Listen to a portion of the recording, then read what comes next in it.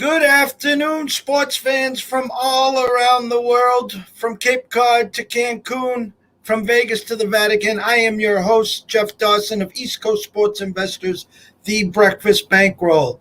It's Wednesday, so it's that time, and we gave them a week off to enjoy a little vacation, to enjoy the Premier Lacrosse All-Star Game, which we can't wait to hear his views and find out what's going on this weekend and much, much more. So without further ado, a big friend, fan, and co-host of our Wednesday show, Dan Alexander. Danny, my boy, what is up, my brother? Jeff, it's good to be back with you, man. I missed you these past 2 weeks, and I'm glad that you got the memo. We're wearing blue today, so I'm glad that we're already coordinated, ready to go for a great show here today. How are you doing, man? I'm doing fine. When I was going through deciding, I didn't need the jacket and the button down today, so I thought I'd go with a little Duke blue for you here, and always a juggernaut in lacrosse. And but where we left off, my last picture was your trunk with a Miller Lite with the red stripes, which I am a big fan of. Take us through the weekend. Take us through the All-Star game. You were there. You were firsthand crowd game. Just give us all of it, will you? Yeah, I mean, it was a terrific All-Star weekend. The skills competition was great. We saw the fastest lacrosse shot that we've ever seen, 117 miles per hour going ripping down by Jared Newman. So it was a lot of fun. The game itself was a back and forth affair. If you had the under in that game, you're probably still crying. I think the number was around like 28 and a half, something like that. Over 40 points scored in the All-Star game between the two teams, the final 23-21. So the stars were definitely out. It was a fun game, and it was nice too, a little bit of a respite. Some places had some lines available, some player props. I stayed off them. I just enjoyed the game. So it's nice getting geared up. You know what I mean? Then you have a week off to really look at your numbers once, look at your numbers twice. I always feel like, though, when there are buys, whether it be in the football season, whether it be, the MLB All-Star break, I feel like you have to get reacclimated. You know what I mean? When you're watching the games every single week, you start having a feel for the teams. You start having a feel for momentum. When you have this 2-week break of no live game action, you feel like you have to get reacclimated a bit. But for lacrosse fans, you got to get right back into it because there's only 2 weeks left here in the regular season. So the playoff push is on, and motivation is a major part of all of my handicaps coming up this weekend in Premier Lacrosse action. So with that said, 2 weeks left. Give us the breakdown on how the playoffs work in regards to all the teams, buys, or the structure of the Prem League when it comes to the playoffs.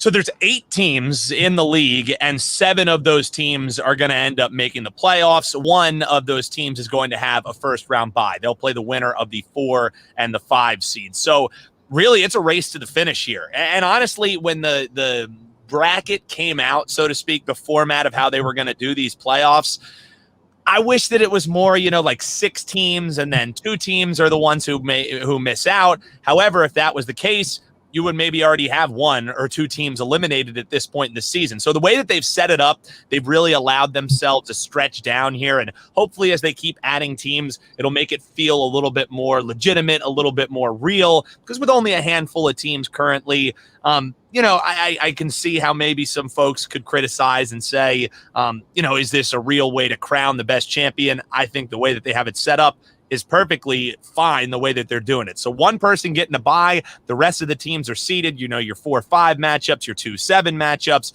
so on and so forth. So it's pretty similar how you're going to do a smaller scale tournament, and there is no reseeding. So once you're put into the bracket, that's how you're playing. If a 7 seed upsets a 2 seed, the 1 seed doesn't get to play that 7 seed. It's a standard and stagnant bracket. Once it's set, that's what it's going to be. And we have 2 weeks to decide who's going to be out, who's going to be in. We have 2 teams or 3 teams with 2 wins currently. So those are the Cannons, the Chrome, and the Chaos. And those 3 teams are really going to be duking it out. And 2 of those teams, Chrome and Chaos will actually be facing off against each other this weekend. So a lot of intrigue as we go down the stretch. And as it stands right now, the Redwoods are the team solely in first place. However, that's just because of some tiebreakers here and there, because they share 4 wins with the Whip Snakes, with the Water Dogs, and with the Atlas.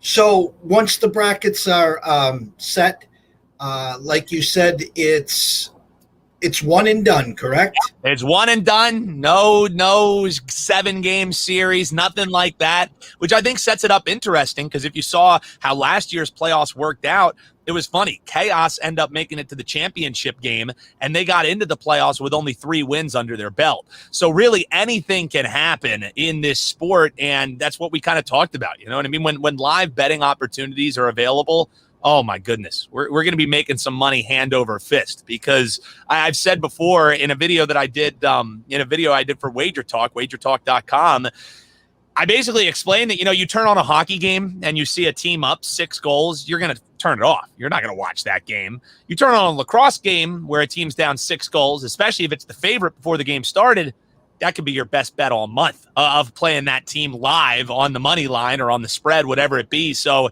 betting opportunities live were available last year in the playoffs. It'll be interesting to see if that comes around, because that could be a major moneymaker for us coming down the stretch, Jeff. So you talked, I saw it on Twitter yesterday. I think I retweeted and I gave you the celebration sign. As this is year 3, you said, or year 4? So this is year 3. Last year, they ended up being able to get a smaller scale. They called it the Championship Series. And it was all the teams in a bubble, and they competed for a couple weeks, and they crowned a champion that way. First year was a full season, kind of similar how it was set up. However, back then, there were only 6 teams. And then in the second year, there were 7 teams. Now here in the third year, we have 8 teams in contention. And I'm hoping that continues. You know what I mean? Because one of the things that's kind of the double-edged sword for a viewer, the parity that's in this league is awesome. It's terrific. But as a bettor, one of your favorite things is finding one of those teams that's just at the bottom of the barrel that you can just auto fade every week. And currently, with the talent, with the roster size, with the smaller scale, it's kind of hard to find one of those teams that you don't even have to really handicap. You just say, okay, yeah, play off that team. Probably the closest one to that would be Chaos. However, they're 2-4 against the number. They're 2-4 straight up. One of their wins came as a 2.5-point underdog, straight up their win. They won as a 1.5-point underdog. So it seems like the only time that Chaos want to win is when I feel like I have them figured out and I bet against them. That's when they end up covering the numbers, Jeff. So as we're getting year to year here, as you're expanding, it's getting more popular, how is the sports books and the market opening up, as in regards to, like you talked about, in-game live wagering? DraftKings is what we're following here, where we get our numbers.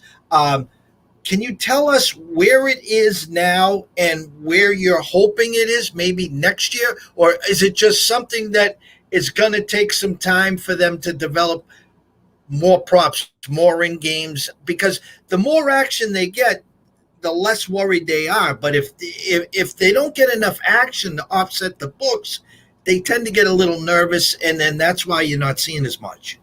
Yeah, and I think, I got to give credit where credit's due. When we're on the other side of the counter than our buddy Dave Sharapan, we want to be beating the books. That's just the industry that you and I are in. So, it's hard for us to really compliment when a book is doing something well. But hey, DraftKings has listened to the fans. Here in Pennsylvania, you and I had talked about where you're up north. You've been able to bet player props for the past couple weeks. Your lines get up there a little bit quicker. Here in Pennsylvania, for the first time ever, we have player props on the board. Now, they're only goal props. I will say I would prefer maybe some point props, because it's easier to find some value in guys getting goals and assists as opposed to just relying on them hitting the back of the net. So I'll take it. Well, at least we're starting off with getting some goals. But, I mean, betting on it has grown exponentially. Last year was the first time they ever even had lines available. DraftKings is really the only the only dance in town, so to speak, the only game in town. And since then, BetMGM has grown into the fold. Sometimes you'll see FanDuel. There's some offshores that dabble from time to time, but really the only consistency that we've seen is from DraftKings and is from BetMGM, at least here in Pennsylvania. So where I want it to go, Jeff, I want it to be like every single sport where you're having, you can bet quarters, you can bet halves, you can bet props, you can bet yes, no's. I want it to have the same availability. However, fully cognizant, I think the fact that they're in their third year and they already have widely available for national sports books being able to bet on this, I think it's helped the PLL's product. I think it's helped DraftKings. I think it's helped get more eyes on a sport that's really struggled to break through on the professional level. And I think that's what, credit where it's due for Premier Lacrosse. They're being not reactive, they're being proactive. You know what I mean? They see when fans are on Twitter and they're saying, we want this, we want that. Within the next few weeks, I don't know if Premier Lacrosse has contact with the line makers for DraftKings. Within a few weeks, they've really been able to answer what the fans have been asking for. So where it's going, hopefully only to the sky, hopefully only to the moon, as people are saying nowadays. But where it's at now, I think for 3 years in, I'm pretty pleased with it. As Jalen and Jacoby say, give the people what they want. Yes, exactly. Exactly. So I'm going to try to bring this up for us here. Give me 1 second here. We don't have the producer yet here.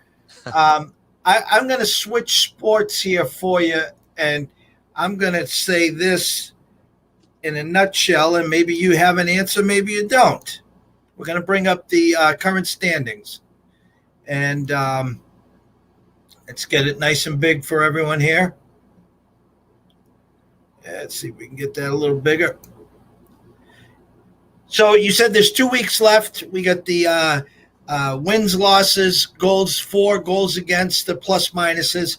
If I was to ask you, the expert, who is the Montreal Canadiens of this? In other words, the team that just sneaks in, wins around. Next thing you know, Big Dog beats Colorado. Next thing you know, beats Vegas and is in the cup against Tampa. You talked last year, there was a team that with only 3 wins that was able to get to that game. I know you don't have your brackets. I know there's only 2 weeks left, but can you help the novice out here maybe smelling a little value or something that you might see that we don't see? Well, the funny thing is, 2 weeks ago, we talked about Atlas and how the market still was late to come around to them. They're now sitting right there at the top of the standings behind Water Dogs, behind Redwoods. And really the only difference is that goal differential, that they're still being hurt from a week 1 loss where they lost 18-6. However, Atlas was a team that we were able to get down on a plus 1,000 just 2 weeks ago. That's since dropped. They're around 650. They're around 500 to win the championship. But I still think there's value at the bottom of this bracket. And the 2 teams that stand out to me is the one that's at the dead bottom. I've talked a lot about Cannon's Lacrosse Club and how I like the game that they bring. The fact that this team is strong against the spread. Sure, they've only won 2 games, but against the number, they're 4-3. They have yet to fail to cover as an underdog. So this is a team that when they had their backs up against the wall, they seem to really thrive, and they're in must-win mode. So you can still get them at a plus 1,000 price and higher, depending on where you're looking. And the other team that you can get around plus 1,200 up to plus 1,600 is Chrome Lacrosse Club. They're 2-4 as well, -9 goal differential. So you look at that, you want to write them off right away. But they have some of the strongest defense. One of the guys who's actually from our area, his name's Ryan Tarafenko. He's in the conversation of being one of the best defensive players that this league has ever seen. He's a defensive midfielder out of Ohio State.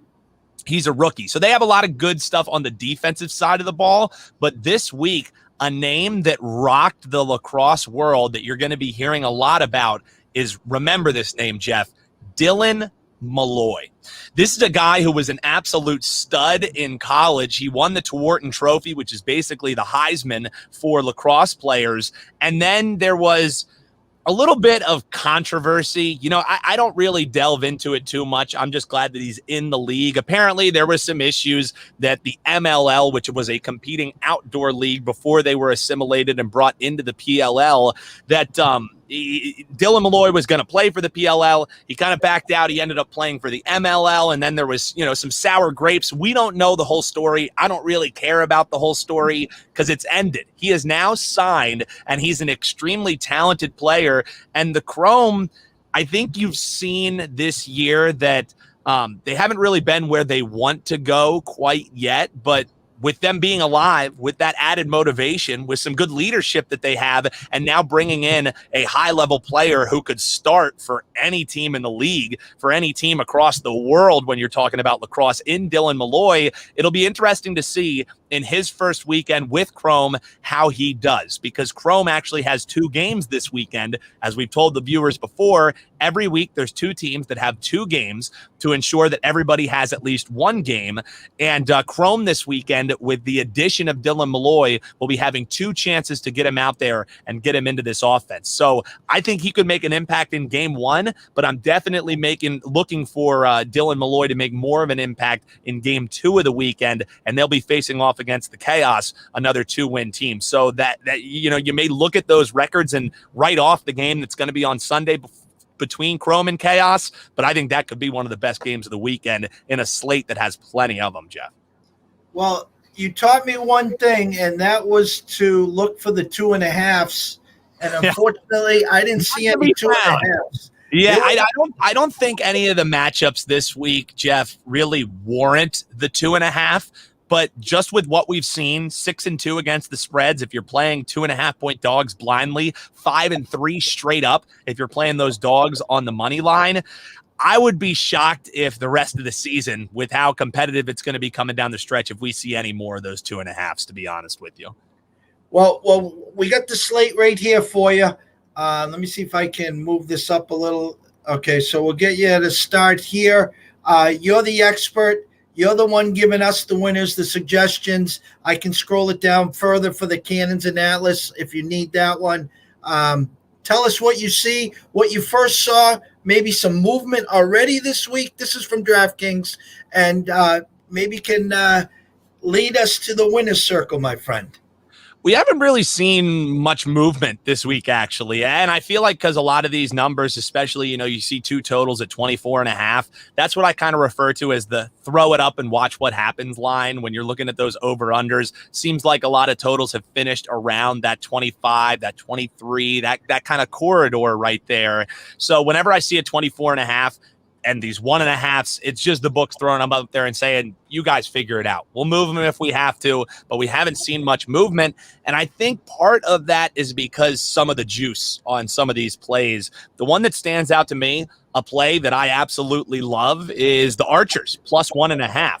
Archers were 3-0 against the number and straight up to start the year. Since that point, they've dropped 3 straight games. So I think that this is a team with 2 weeks off, really realizes, hey, we got to get our stuff together, because we could already be tied with some of these other teams that we were lapping. If any of these 2-win teams get a win this weekend, and at least one of them will, with the Chrome and Chaos facing off against each other, then that puts a lot more pressure on Archers Lacrosse Club. So I think they're going to be up for this game, and it is the first time this year that we've seen them in an underdog spot.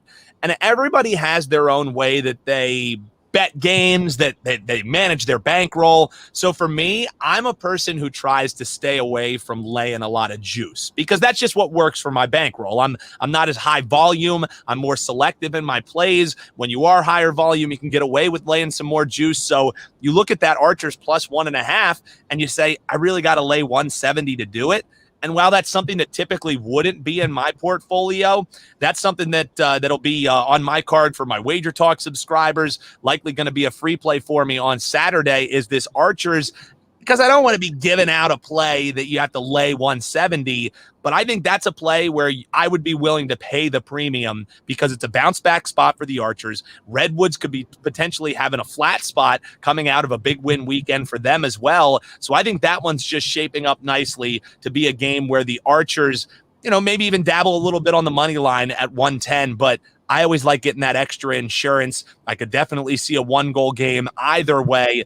And also, worth mentioning, the team that they're playing in the Redwoods is a team who, in favorite spots, has been lukewarm. They're 4-2 overall, but they're 3-3 against the number, and only 2 of those against the spread wins were when they were 1.5-point favorites. They failed to cover as 1.5-point favorites one time prior, and 2 times they failed to cover 2.5. One of those being an outright loss, the first win of the Chaos's season. So it's a team that already struggles covering numbers, Jeff, and you're getting them against a team who really needs a win badly. That 1.5, even laying 170 in that Archers game, the first game on Saturday, is definitely something that stood out to me. Okay. How about Sunday? Anything floating your boat on Sunday? Oh, man. Not only floating my boat, it's a play that I absolutely love. Bet on Lacrosse, the show that I host. It's a podcast. Subscribe, like, share with your friends. We go game by game, break down full analysis, talking the totals, and the Cannons Atlas game. I mean, Jeff, for the couple weeks that I've been coming on with you, I think every week I come on and wax poetic about my love for this Atlas team. I think Atlas could be in a tough spot this weekend, not only in this Cannons game that is going to be my best bet I'll be sharing with folks in just a few moments here, but in Friday's game as well as they take on Chrome. As I mentioned, they're going to have Dylan Malloy in the fold. Chrome needs the game much more than a 4-win Atlas team, and I think regardless what happens on Friday night, this Cannons team is locked in knowing, hey, we lose, we could potentially be staring elimination in the face. So I think this Cannons team is going to be super up for this game. And even if the Atlas falter on Friday evening, a lot of people would maybe be saying, oh, well, then they're going to be needing the bounce back spot. I don't think that there's any way, even with a loss on Friday, that Atlas will have the motivation that Cannons do. Cannons got a great win 2 weeks ago, keeping their season on life support. I think they started to figure out, while Paul Rabel, who's a terrific player in their midfield, I think while they had originally had their offense going through him, they realized get the ball into arguably the best player in the world stick, Lyle Thompson, and he will make things happen for that Cannons offense. You only have to lay 110, and you're getting the Cannons at plus 1.5. That's my best bet this week, partly because the fact that while the Cannons failed to cover 3 straight weeks, they bounced back with a nice cover and an outright win as a 2.5-point dog, Jeff, against the Archers 2 weeks ago. The only games that the Cannons have failed to cover, they're 4-3 against the number, was when they were 1.5-point favorites. They lost all those games outright, but this Cannons team has yet to fail to cover as an underdog. 3 straight covers the first 3 weeks of the season as 1.5-point dogs. They covered 2 weeks ago as 2.5-point dogs against the Archers Lacrosse Club. I think Atlas, maybe a little fatigue in the second game of the weekend. You never know what's going to happen on Friday. You don't want any injuries, but that's always something to think about. You can get the Cannons at an advantageous price if you wait to bet this till Sunday, and there is an injury or there is a storyline coming out for Atlas. You're probably not going to be getting this price where you're only laying 110. So I would even dabble a little bit on the money line because the Cannons need this game. But best bet for me this week is Cannons plus 1.5. A well that I've gone to time and time again is the Cannons as underdogs this season. So we have this weekend. Next weekend is the final weekend before the playoffs, correct? Yeah, so next weekend is going to be the final weekend before the playoffs. Then we'll have 3 matchups for quarterfinals weekend. We will have 2 matchups, obviously, for semifinals weekend that will be in the city of brotherly love.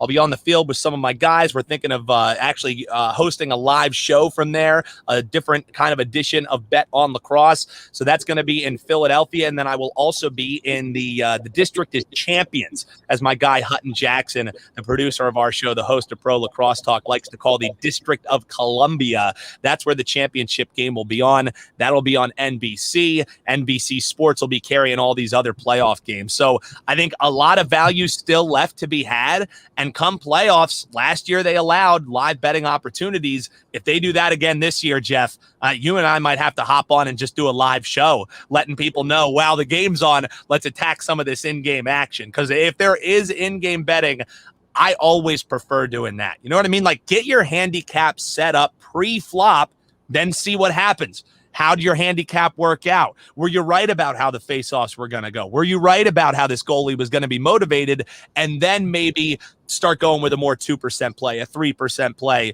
or the forbidden 5% of your bankroll. I think those I would feel a lot more comfortable getting those in game, because all week long you get to look at the numbers, you get to plan.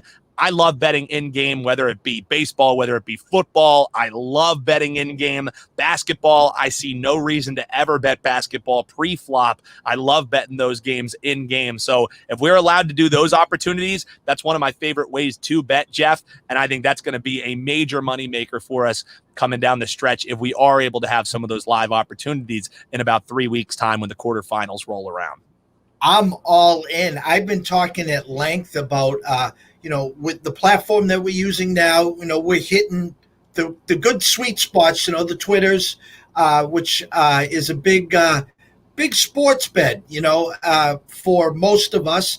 The Facebooks, the IGs, but we've added Twitch. And now Twitch is somewhere live streaming where we've wanted to go with the actual in-game. As the game's going on, we're watching it. Hey, like you said, the favorite was minus 210, minus 2.5 goals, and they started out, they're down 4-0.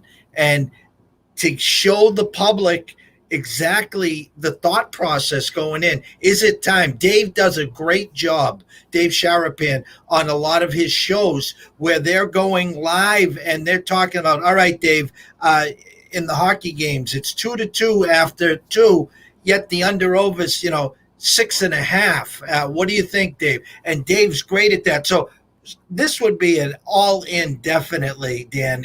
If we could pull something like that off, you tell us if you can get that live information. We're all in, brother. We're all in.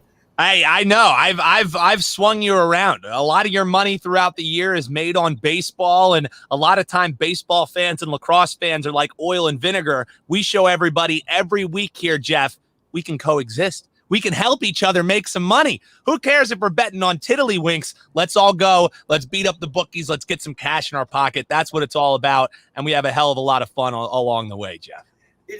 It all cashes the same, right? It's all been green. Any of the tickets that I've cashed out, they've given me green money. So, I don't know if they are giving me monopoly money. I'll have to recount it, but at least it was green in hue. So we at least know it's likely the denomination that we're looking for, but we do have some Canadian bettors as well. So if you're cashing those loonies, more power to you. Whatever it is, whatever your denomination is, we like getting the people the money, Jeff. That's what it's all about. And the sport itself is a lot of fun. I know that you probably checked out some games. The parity is terrific. The pace of play is fun. It's easy to pick up. There's not really that many crazy rules. So within an afternoon of watching a game or two, you're probably already understanding at least how the flow goes. So hopefully to the moon is where lacrosse is going. And I think Premier Lacrosse is doing a great job getting the word out there about it.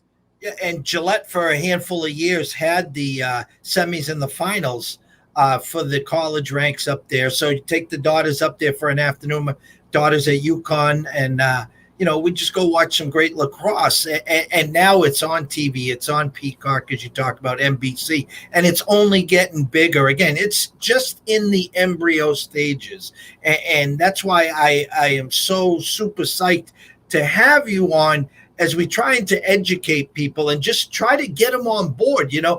We're in the dog days of summer, okay? So if you're not a baseball fan, there's no hockey, there's no basketball. You got 5 weeks till football. Come on board. I mean, that's what I've been saying too. I've been seeing a lot on Twitter of people, as you mentioned, in the dog days of summer here, post All-Star break. I've been seeing some folks saying, man, I can't buy an MLB winner. Well, I can't. It's like trying to, figure out the Pythagorean theorem or something, just trying to find a baseball winner. So every weekend, you got 6 cracks at potentially making, or 5 cracks, at potentially making some nice money in a much lower volume market. Folks, if you're not watching lacrosse, you should at least be betting on it, because there are some major opportunities to be had. And I think the record that we've had on your show, my record on Wager Talk, my record on Bet on Lacrosse, it all speaks for itself. So hopefully we can continue doing that, because as you know, Jeff, you're always just one loss away from it snowballing. And that's why you have to keep the work going. You have to put in the hours. You have to look at the numbers. And if you don't have time for it, that's what Jeff's for. That's what I'm for. We'll do your research for you and then just get our analysis for him with the East Coast sports investors, for me over at Wager Talk, and checking out my weekly podcast alongside Doug Greenberg, Hutton Jackson at Bet on Lacrosse. And you can get that wherever you get your podcasts. Closing up here, and the stage is yours. Give everyone all your spots where they can find you, where they can hit you up, where they can DM you. Yes, he does answer all the DMs. He is quick draw McGraw on that. I tell you, I love him for that. But tell everyone where they can find you, Dan. You can find me on Twitter, name right above my head, at Newbie Talks. It couldn't be easier. Drop me a line there. And Jeff does a great job here at the bottom of the screen on the scroll. You can find my article, a weekly article. It's called The Weekend Wager at LAX Playground. That's lacrosseplayground.net. Bet on Lacrosse is the name of the show. Like, subscribe, leave us a message. We also have this thing called the Moneyline Hotline, where people can actually call in, leave a voicemail. We play them on the podcasts. You can find that if you visit the description link in any of the podcasts that post. And then, as always, head on over to Wager Talk. It is a terrific site, one of the best live odds pages that you're going to find anywhere on wagertalk.com. And if you click on the experts link, you'll see my name there, Dan Alexander, wt.buzz/DA. You can get all my plays there. You can get all my analysis. And again, if you want to hear at-length discussions on every single game, you'll learn more than you'll ever learn anywhere else. It's the only spot doing it, right here with Jeff, and of course on the Bet on Lacrosse show. So plenty of ways to see me. And always, if you're looking for a little road trip companion, check out my show with Dave Sharapan and Carl Haskell. It's called the Cash Considerations Show. We're recording an episode tonight. It's always a lot of fun. We're going to start gearing up for football season, start previewing different divisions. So it's going to be fun. Lacrosse and football are my two major sports. So I'm looking forward to getting into that with my guys Carl and my guy Dave Sharapan, who joins you weekly as well. So there's so many ways to find me. It'll make your head spin, Jeff. So just visit me on Twitter at Newbie Talks is the best way to do it. So Saturday, Archers plus 1.5, a little juicy, but that's definitely the premier play right there. And your best play is Sunday, Cannons plus 1.5 minus 110, correct? That's my favorite plays this week. I'll also give out one little bonus for the folks, a low total that this is more of a lean. This is more of a pizza money play as we're heading out. It's the Chrome Chaos. As I mentioned, that's going to be one of the best games this weekend. Two teams who really need a win to stay alive in playoff contention. I think that 22.5 total just a little bit low. And the only reason that this isn't going to be an official play for me is the fact that the goalie year in and year out for Chaos, Blaze Reardon, is one of the best goalies this sport has ever seen. So whenever he's in goal, I never want to be pulling off the rubber band and going crazy on an over, because he can make your day very long very quickly. So that 22.5, sometimes those totals are low for a reason. I just think there's enough offensively for both of these teams to get over that, get 23 goals or more. So a little pizza money play, though the other two that I like, it's the Cannons plus 1.5. That's my favorite play this weekend that you're getting free right here on East Coast Sports Investors with Jeff Dawson. And the other one that I'm looking at, it's a little juicy. So if your bankroll allows for it, Archers plus 1.5, you have to lay 170 to do it. But that price is only going higher, Jeff. And another amazing week. You were deeply missed the last 2 weeks. Likewise. Next week, we get into the last week. We'll check those standings. Maybe we'll have some must wins where the brackets will be a little more firmer going into the weekend. And then, of course, we'll have the playoffs and the final run. Hoping that we are live. That would be amazing if we can get some in-game wagers. But as always, Dan, can't thank you enough. I have learned so much in such a short time, and I owe it all to you. Your energy, you are the Energizer Bunny times a million. I mean, no Red Bull needed. We know that. So no. But if they want to sponsor the podcast, Red Bull will give you wings every single time. It's we're always taking all comers, and you can reach me again on Twitter at Newbie Talks for any of those business inquiries as well. So Jeff, Always a fun time, man. Can't believe it goes 30 minutes because it feels like we're talking for 5. Love doing this with you, and thanks for giving me the opportunity. Thank you, and can't wait for next week. And everyone, wager with your head, not your heart. If you have a problem, just pick up the phone, reach out. There is help available. Otherwise, enjoy the day. Get ready for the weekend in lacrosse, and we will see you in 1 week.